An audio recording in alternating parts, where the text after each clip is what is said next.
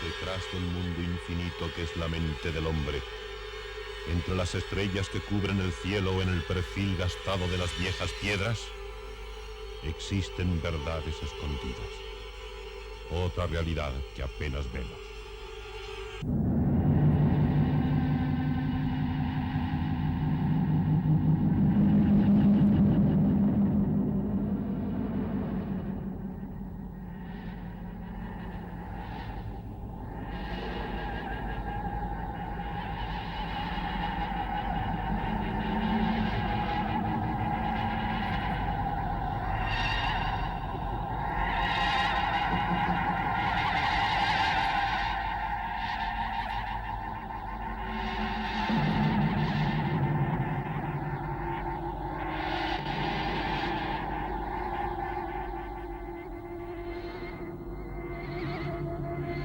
Buenas noches. Vivimos en un mundo lógico, vivimos en un mundo tecnificado. Todo está aparentemente en orden. Y la impresión que tenemos es que para llegar aquí, a este sitio que ocupamos ahora, a este desarrollo técnico, a este orden, a este mundo sólido, hemos seguido también un camino coherente, un camino lógico. Nos lo explica la historia, nos lo explica la arqueología, nos lo explica mucha gente seria con estudios profundos, pero que se basan a veces en datos mínimos, en hallazgos casuales, basados en los cuales tienen que construir todo un edificio. Esta historia coherente que nos enseñaron del mundo nos dice que hace millones de años éramos aún monos, que hace unas decenas de miles de años empezamos a utilizar el hacha de Siles, empezamos a pintar en las paredes de nuestras cuevas, que después, en una especie de locura inexplicable, el hombre comenzó a levantar edificios ciclópeos, gigantescos, empleando para ello un material absurdo, la piedra, piedras que pesaban toneladas, cada una de ellas. Solamente con el paso del tiempo, y muy recientemente, el hombre empieza a alcanzar un nivel técnico aceptable. Empieza a construir motores, empieza a coser utilizando máquinas, empieza a descubrir y a utilizar la electricidad, y únicamente desde hace muy pocos años comienza a volar. Todo lo que no se ajuste a este esquema, en principio no es válido. Es un esquema ordenado, un esquema lógico, un esquema que nos permite así evitar la angustia. Sin embargo, no hemos contestado las preguntas más fundamentales. No sabemos cuál es nuestro origen y mucho menos cuál es nuestro destino. Pero a nivel de evolución tampoco sabemos apenas nada, esa es la realidad. Todo ese esquema es falso, probablemente falso. De hecho, y es una de las intenciones del programa, van apareciendo cada vez con mayor frecuencia elementos, hallazgos, que invalidan, que tiran por tierra todo este esquema que habíamos construido. Si nosotros hablamos en ocasiones de que hace miles, tal vez cientos de miles de años, bajaron seres de las estrellas, bajaron cosmonautas de la antigüedad y visitaron este planeta. Si nosotros hablamos de que han existido civilizaciones técnicas tan desarrolladas o más desarrolladas que la nuestra, no estamos inventando, estamos dando una explicación lógica, tal vez la única, para así poder encajar una serie de hechos, una serie de hallazgos que no encajan en la historia que hemos aprendido. Unas veces son leyendas, simples rumores, otras veces son textos muy antiguos, manuscritos antiquísimos, más o menos creíbles, pero en ocasiones son textos que manejamos con asiduidad y textos que para nosotros son tremendamente sólidos, como en el caso de la Biblia. La Biblia, desde un punto de vista materialista, objetivo, sin entrar en su aspecto religioso, es un libro importante, puesto que nos ofrece el testimonio directo de personas que vivieron una época para nosotros casi desconocida, y lo que es más importante, testimonios aún mucho más antiguos, puesto que todo parece indicar que los libros sagrados están inspirados en textos antiquísimos, de una antigüedad casi remota. De todos estos textos, estos pasajes extraños que tiene la Biblia, incomprensibles, hay uno que ha llamado siempre la atención. Es la visión que tuvo Ezequiel hace ya mucho tiempo junto al río Québar. Ezequiel nos trata de describir como puede, empleando los elementos técnicos que él conoce. No puede hablarnos de turbina, no puede hablarnos de motores, no puede hablarnos de muchas cosas, puesto que aún no existían, empleando el lenguaje que puede, Ezequiel trata de describirnos la visión de un objeto volador no identificado. Ezequiel trata de contarnos, nos cuenta a su forma, a su manera, lo que le pasó un día junto al río Québar, lo que él vio.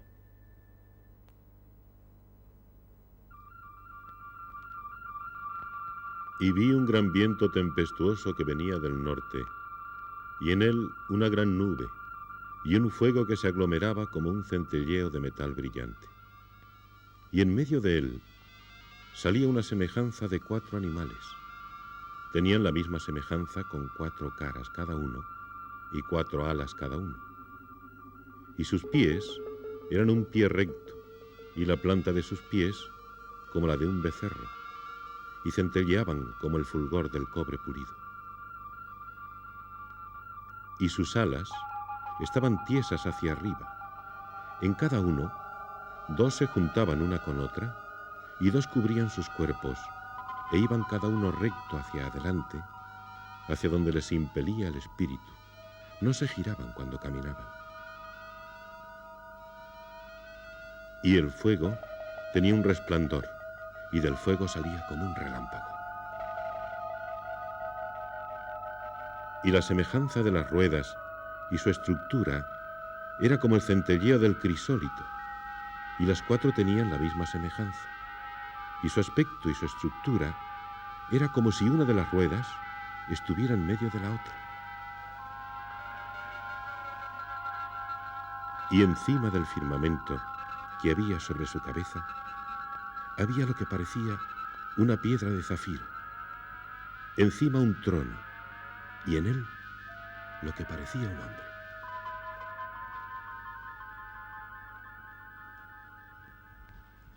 Estos son tan solo algunos de los versículos que componían la visión de Ezequiel.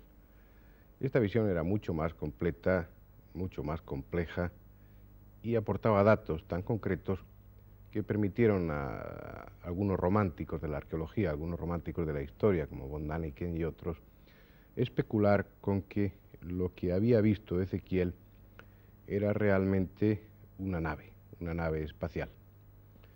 Entonces, por primera vez tal vez, encontramos que un técnico, un especialista en la materia, un ingeniero aeronáutico de la NASA, como era Joseph Bromlich, se propuso investigar la visión de Ezequiel con una idea muy concreta: desprestigiar, tirar por tierra todo lo que los arqueólogos románticos, lo que los arqueólogos aficionados decían a propósito de la visión de Ezequiel.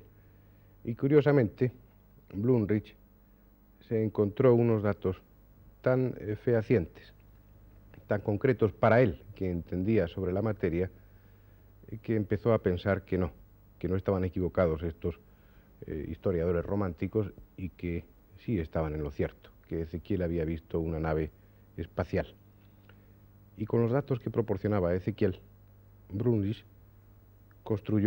hizo el proyecto, los planos, la maqueta de una nave espacial. Resultaba que Ezequiel sí vio, según nos dice un ingeniero aeronáutico de la NASA, es decir, un especialista en la materia, Ezequiel sí vio, repito, una nave espacial, una nave procedente de las estrellas, una nave que tenía aproximadamente, y según Blumrich, este aspecto. Una nave que sería el módulo de aterrizaje. Probablemente la nave nodriza quedó en órbita, y esta nave, provista de unas aspas, estas aspas que ustedes ven ahí en detalle, le permitía volar en la atmósfera terrestre, al mismo tiempo que su otra forma aerodinámica le permitía volar en la estratosfera. Una vez que estaba sobre suelo firme, esas aspas se recogían y hacían su aparición las ruedas. Estas ruedas extrañas, estas ruedas inexplicables, que han traído de cabeza a mucha gente, puesto que Ezequiel las describía como unas ruedas dentro de otras, y que son un auténtico hallazgo desde el punto de vista de la ingeniería. Son ruedas provistas a su vez de unos rodillos que le permiten girar no solo en una dirección, de delante a atrás, sino que también le permiten girar de fuera a adentro y de dentro a afuera, como ustedes ven en ese esquema. Un vehículo al que no le faltaba detalle, según el mismo Ezequiel describe. Unos brazos mecánicos unos brazos articulados e incluso unos cohetes direccionales, como ven ahí. Un vehículo, en definitiva, que, como ustedes ven, podemos diseñar hoy y que hace unos cuantos años no podíamos entender, no podíamos saber de lo que se trataba, puesto que nuestra técnica no era capaz aún de fabricar un vehículo semejante. Por cierto, este vehículo que ha diseñado Blumrich, basado exclusivamente en los datos que aportaba Ezequiel, este vehículo podría volar perfectamente. Hay muchos más relatos de este tipo en la Biblia, y hablaremos detenidamente uno por uno de ellos.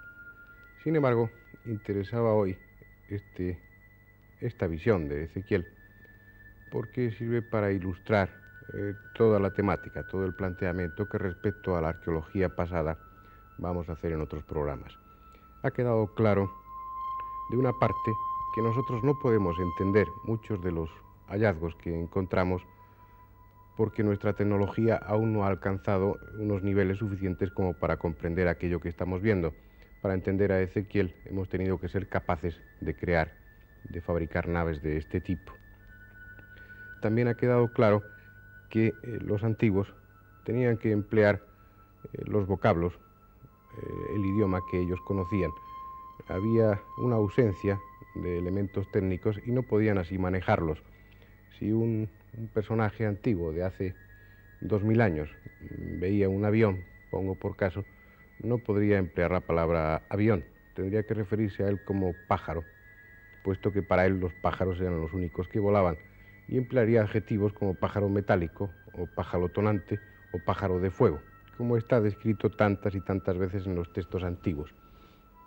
Vemos, pues, que por un lado es la falta de formación técnica de los antiguos y por otro lado la falta de formación técnica nuestra la que nos impide comprender esos testimonios antiguos.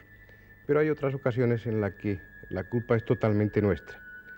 La culpa es nuestra por falta de información, por falta de conocimientos o por descuido, porque pasamos junto a hallazgos, junto a restos arqueológicos que no tienen sentido para nosotros, pero que sí que tendrían sentido para un especialista en otra materia, para un físico, para un electrónico. Pero se da la circunstancia de que los arqueólogos, hombres sumamente cultos, que han de dominar muchas materias, generalmente saben poco de electrónica.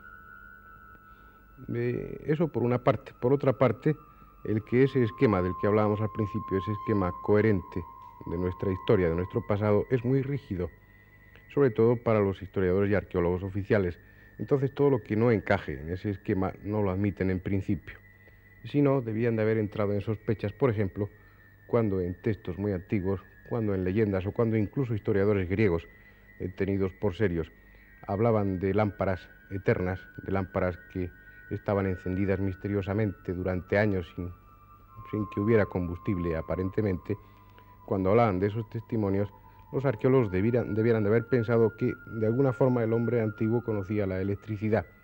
Pero como eso no encajaba en ese esquema rígido que habíamos formado, pasaban por alto ese tipo de informes y mucho menos se atrevían a profundizar desde el punto de vista arqueológico, a buscar datos que apoyaran esa tesis. Pero sin embargo, hay datos de ese tipo.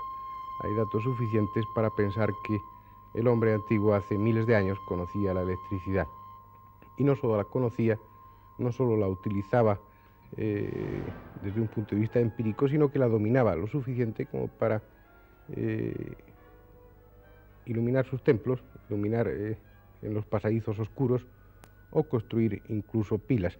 Pilas eléctricas en una antigüedad remota, pilas eléctricas hace 2000 años, como las que ustedes y nosotros utilizamos para nuestras linternas. Sí, realmente pilas de ese tipo, más o menos iguales. Llevaba años en una vitrina del Museo de Bagdad. Los arqueólogos la encontraron en una excavación, en un estrato que correspondía a una antigüedad de 2000 años. No supieron lo que era, no lo identificaron con ningún objeto conocido y allí se quedó, en el museo. Incluso en alguna ocasión llegó a tener una etiqueta, la de objeto de culto. ¿Cuántos objetos de culto habrá por ahí que tenían una significación puramente técnica?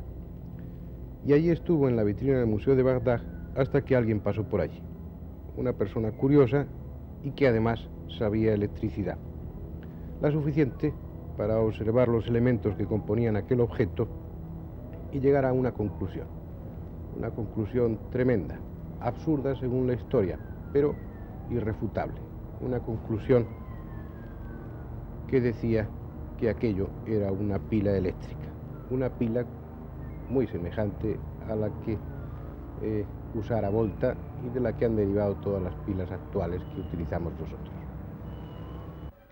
Una pila cuyo esquema ven ustedes aquí, un objeto que no tenía más que esa función, única y exclusivamente la función de una pila eléctrica. Un recipiente de arcilla, una vasija de tierra, en cuyo interior había un cilindro de cobre hueco, cerrado por un disco arriba, un disco abajo y otro disco arriba, en cuyo interior había un electrolito que no se ha podido encontrar, los restos ya desaparecieron después de tanto tiempo, y dentro de ese electrolito, dentro de ese cilindro de cobre, una varilla de hierro. Todo esto convenientemente aislado por una cápsula de asfalto. No hay posibilidad de error, no hay posibilidad de equivocarse. Eso era, mejor dicho, una pila eléctrica. Una pila eléctrica, probablemente habría muchas más, pero una pila eléctrica que se encontró en unos estratos arqueológicos que tenían 2000 años de antigüedad. Es decir, esta pila eléctrica, que aquí viene en esquema, tiene cuando menos 2000 años. El problema, o uno de los problemas que se plantean, es que no encaja en el contexto histórico que nosotros teníamos formado de esa época. No encaja una pila eléctrica ahí. No encaja que el nivel técnico necesario para construir una pila eléctrica no esté acompañado por una serie de descubrimientos, por una serie de utillajes, por una serie de elementos también tecnificados. Es decir, no encajaba una pila eléctrica en un mundo en el que no había otra técnica desarrollada, en el que las personas manejaban elementos muy simples.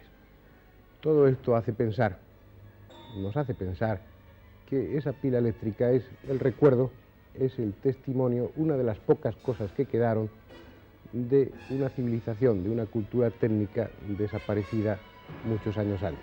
Una cultura técnica de la que se van encontrando pequeñas muestras, pequeñas huellas que han quedado y que los antiguos recogieron, unas veces ortodoxamente, conservadas fielmente, y otras veces disfrazadas por el no entender lo que era aquello.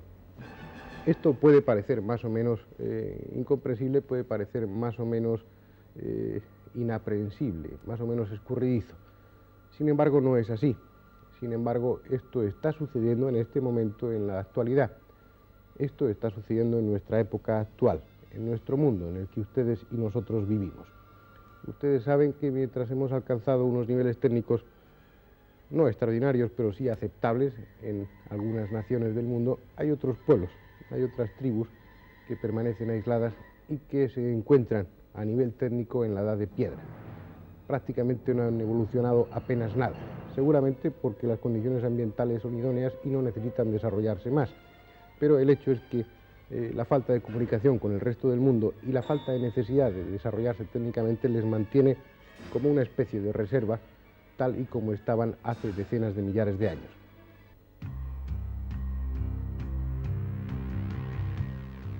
La guerra, que desde la mayoría de los puntos de vista está llena de aspectos negativos, tiene sin embargo algunos positivos, como servir para acelerar el desarrollo técnico de una nación o de un conjunto de naciones, y también ofrece, por las determinadas circunstancias en que se produce, ofrece hechos nuevos, hechos que no habían sucedido hasta ese momento.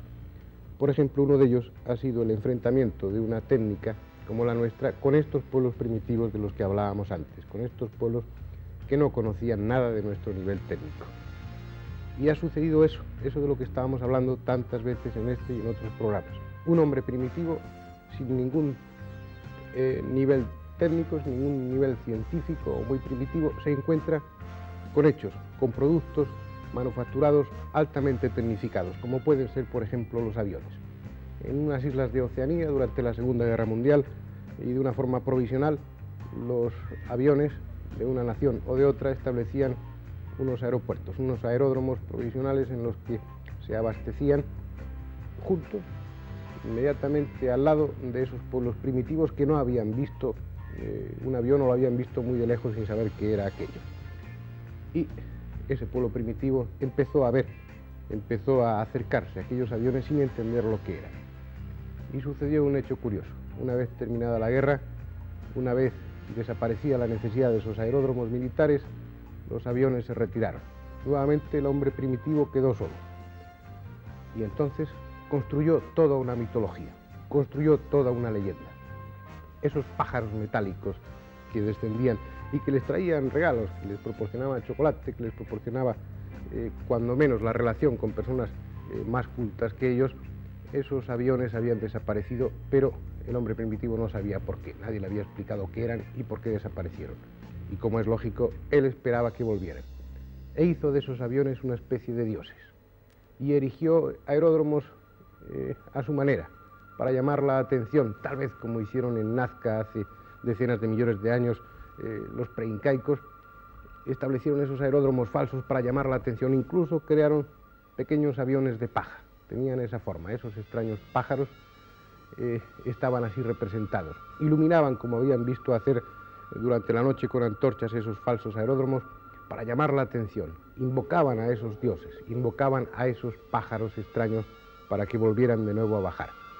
Había aparecido, tal y como lo describieron en algunas películas, en Mondokane, en Recuerdos del futuro y Regreso a las estrellas, porque es uno de los temas más sugestivos que ofrece el choque del pueblo primitivo con la tecnología actual.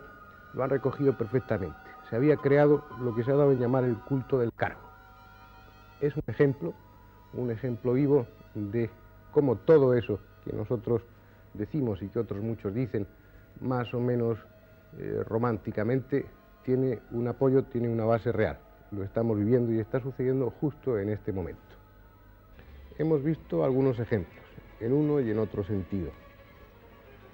Parece, por lo menos parece posible, yo diría que probable, que las cosas hayan sucedido así en la antigüedad. Nos hemos encontrado con un testimonio importante, el de Ezequiel, que vio un objeto, una nave espacial. Quién sabe si procedente del exterior o fruto de la tecnología de otro pueblo más tecnificado al que no tenía acceso. Tal vez los restos de una civilización muy tecnificada, desaparecida muchos años atrás. Hemos visto cómo restos de esos permanecían hasta relativamente cerca de nosotros, hasta hace 2000 años. El hombre entonces era capaz de construir pilas eléctricas y era capaz de iluminarse con la electricidad. Hemos visto cómo incluso hoy día el hombre primitivo, el que se mantiene en las mismas cotas técnicas que ese hombre de hace decenas de millares de años, elabora toda una fantasía, toda una mitología, toda una religión incluso, al enfrentarse con hechos concretos y técnicos como los que nosotros poseemos en este momento. Parece que esa historia, parece que ese esquema tan ordenado tiene muchas fisuras, tiene muchas lagunas, y parece también que los arqueólogos, que los historiadores románticos, que nosotros estamos encontrando, estamos hallando puntos de apoyo muy sólidos, suficientemente sólidos al menos, para plantearnos con total seriedad, de una vez por todas, que hace cientos, miles de años, tal vez millones de años, existió realmente una civilización altamente tecnificada.